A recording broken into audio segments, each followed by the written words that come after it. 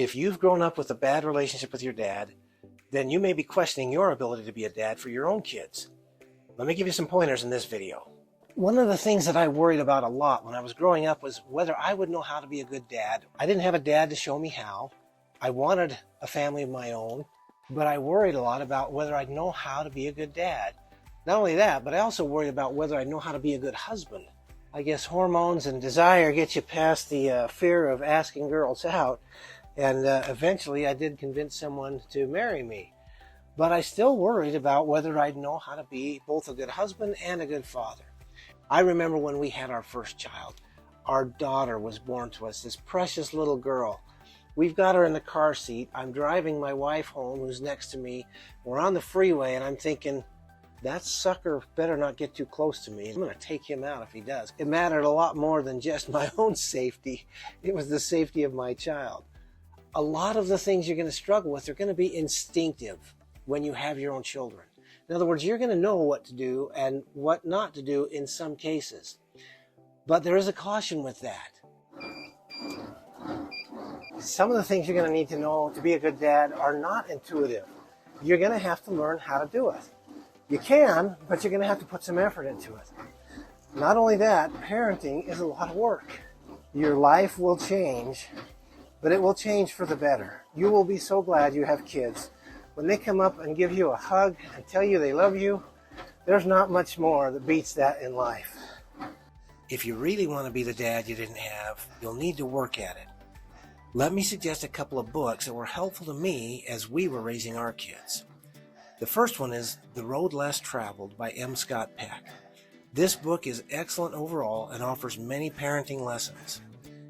Another book that I found helpful was The Birth Order book by Dr. Kevin Leman. My wife and I raised 5 children to adulthood. This book helped me understand personality development as it related to family position. I'll put links to all the books I reference in the description. Here's the best thing that you can give your kids: to have mom and dad together at home. Unfortunately, that's not as common as it used to be, but do everything you can to make that a reality for you and your family.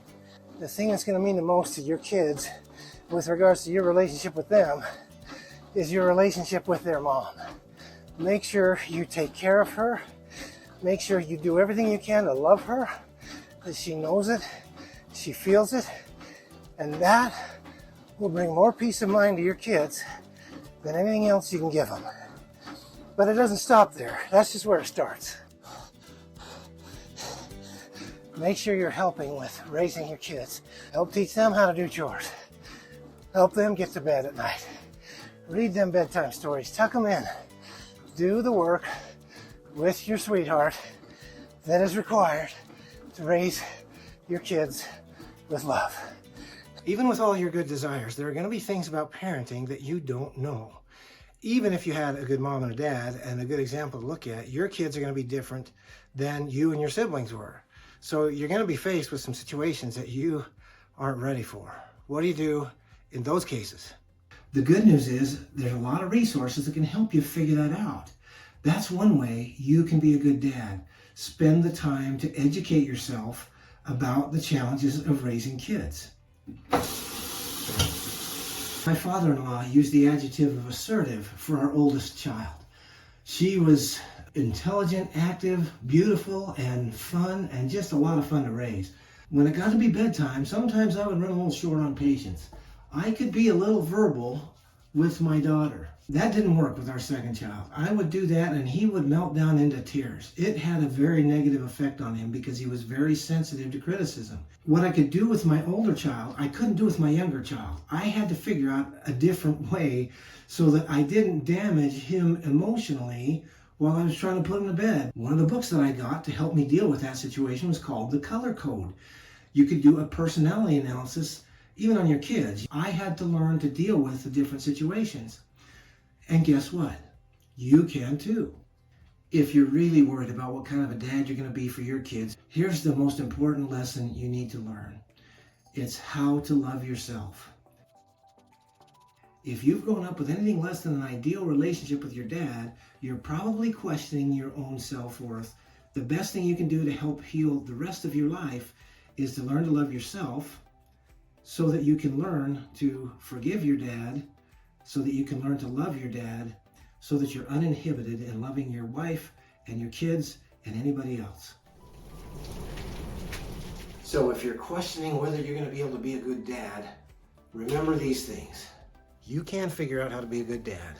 It's going to take a lot of effort, and sometimes you're going to doubt yourself, but you can do it.